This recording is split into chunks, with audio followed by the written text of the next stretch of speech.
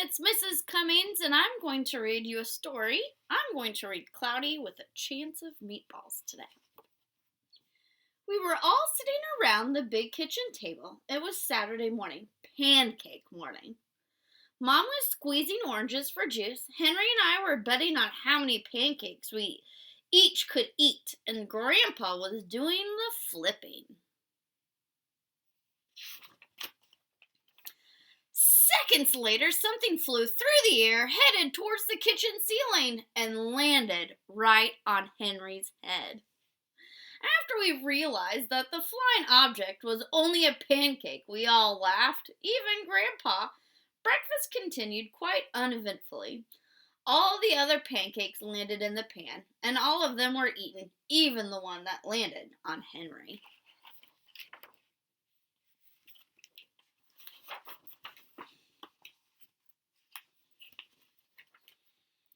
That night, touched off by the pancake incident at breakfast, Grandpa told us the best tall tale bedtime story he'd ever told.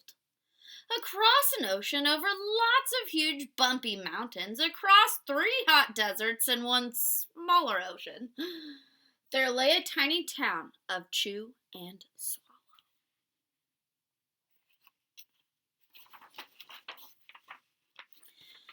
In most ways, it was very much like any other tiny town. It had a main street lined with stores, houses, trees, and gardens around them, a schoolhouse, about 300 people, and some assorted cats and dogs. But there were no food stores in the town of Chew and Swallow. They didn't need any. The sky supplied all the food they could ever possibly want. The only thing that was really different about Chew and Swallow was its weather. It came 3 times a day, breakfast, lunch, and dinner.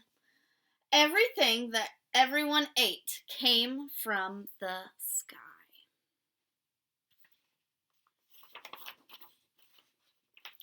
Whatever the weather served, that was what they ate. But it never rained rain. It never snowed snow, and it never blew just wind. It rained things like soup and juice. And it snowed mashed potatoes and green peas. And sometimes the wind blew in storms of hamburgers.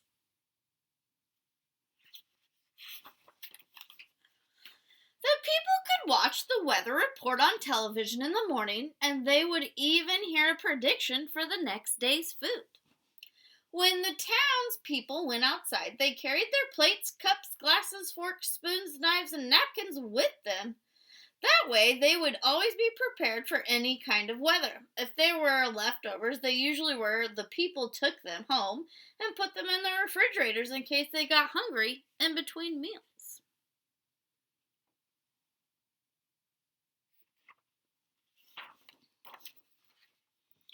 The menu varied. By the time they woke up in the morning, breakfast was coming down.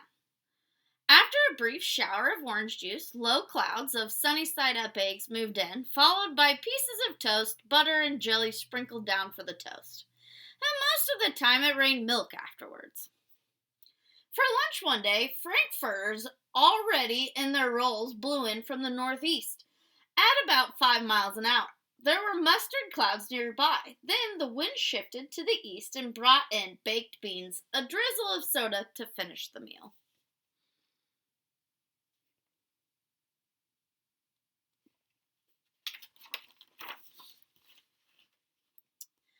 Dinner one night consisted of lamb chops, becoming gravy at times with occasional ketchup. Periods of peas and baked potatoes were followed by a gradual clearing with a wonderful jello sitting in the west. The sanitation department of Chew and Swallow had a rather unusual job.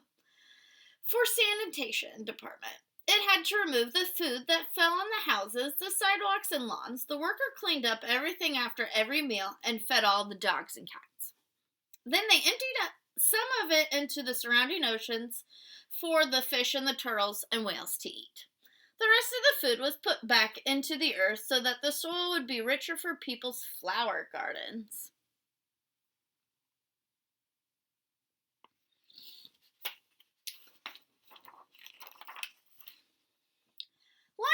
townspeople was delicious until the weather took a turn for the worst. Spaghetti ties up town. One day there was nothing but gorgonzola cheese all day. The next day there were only broccoli and it was all overcooked.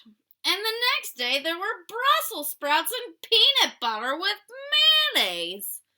Yuck.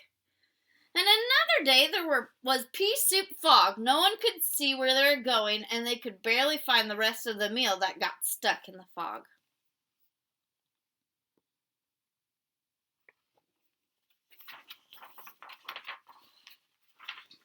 The food was getting larger and larger, and so were the portions. The people were getting frightened.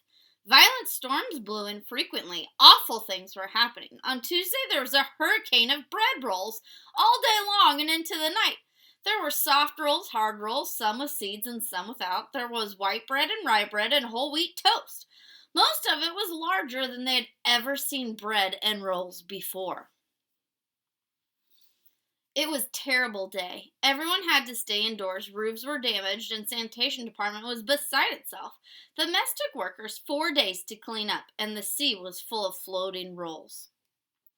To help people out, the people piled as much bread as they could in their backyards. The birds picked at it a bit, but it stayed there and got staler and staler. There was a storm of pancakes one morning and poured down of maple syrup that nearly flooded the town. A huge pancake covered the school. No one could get it off because of the weight, so they had to close school that day.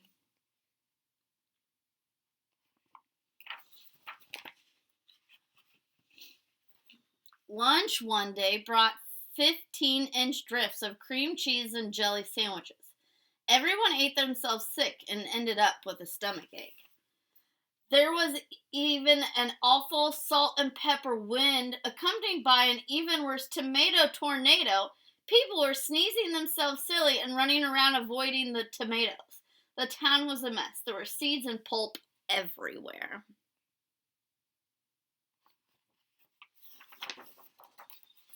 The sanitation department gave up. The job was too big. Everyone feared for their lives. They could go outside most of the time. Many of the houses had badly damaged by giant meatballs. Stores were boarded up and there were no more school for the children. So a decision was made to abandon the town of Chew and Swallow. It was a matter of survival.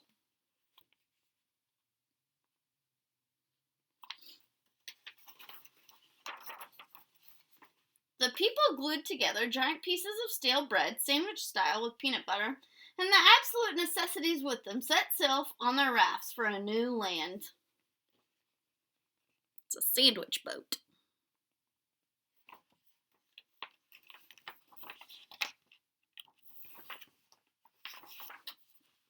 After being afloat for a week, they finally reached a small coastal town which welcomed them. The bread had helped surprisingly well, enough for them to build temporary houses for themselves out of it.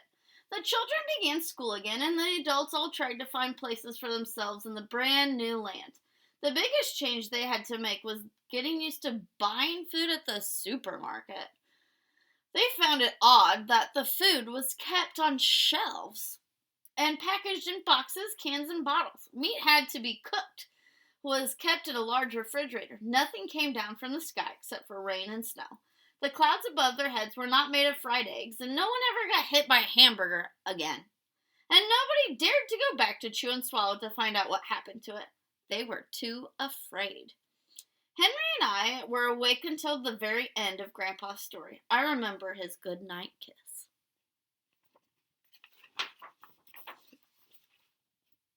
The next morning, we woke up to see snow falling outside our window. We ran downstairs for breakfast and ate a little faster than usual so we could go sledding with Grandpa. It's funny, but even as we were sliding down the hill, we thought we saw a giant pat of butter on the top, and we could almost smell mashed potatoes. The end. Thanks for reading with me. Have a great day.